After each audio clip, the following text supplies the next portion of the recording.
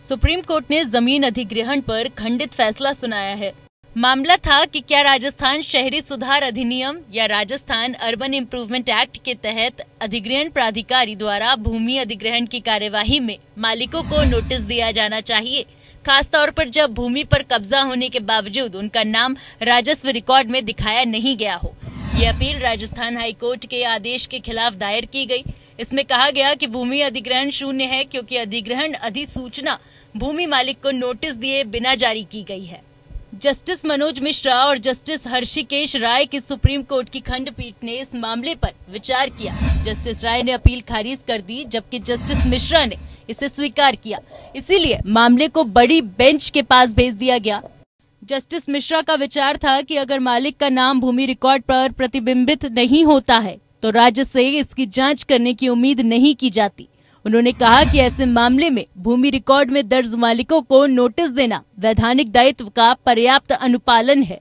हालांकि जस्टिस राय ने माना कि इस मामले में नोटिस जारी करने के लिए राजस्थान शहरी सुधार अधिनियम 1959 की धारा 52 के तहत निर्धारित प्रक्रिया का पालन नहीं किया गया। उन्होंने कहा कि भले ही सार्वजनिक प्रयोजन के लिए अधिग्रहण प्राधिकरण द्वारा भूमि अधिग्रहण की अनुमति है, लेकिन निर्धारित प्रक्रिया का पालन नहीं करने से भूमि मालिकों और अन्य इच्छुक व्यक्तियों पर प्रतिकूल प्रभाव पड़ सकता है। उन्होंने ये भी कहा कि कानून की व्याख्या इस तरह की जानी चाहिए कि भूमि खोने वाले व्यक्ति को प्रक्रियात्मक सुरक्षा उपायों द्वारा संरक्षित किया जाए। मौजूदा मामले में उत्तरदाताओं उचित प्रक्रिया का पालन किए बिना विवाद में भूमि का अधिग्रहण करने से रोकने के लिए स्थायी निषेधाज्ञा की मांग की। जस्टिस हर्षिकेश राय ने अपील खारिज करते हुए हाईकोर्ट के विचार से सहमति व्यक्त की। अधिनियम की धारा 52 के तहत निर्धारित प्रक्रिया का पालन नहीं किया गया। जस्टिस राय ने पूछा कि प्रतिवादी ने विवादित भूमि खरीदी है और भूमि अधिग्रहण की कार्यवाही शुरू होने तक उसका उस पर शांतिपूर्ण कब्जा है।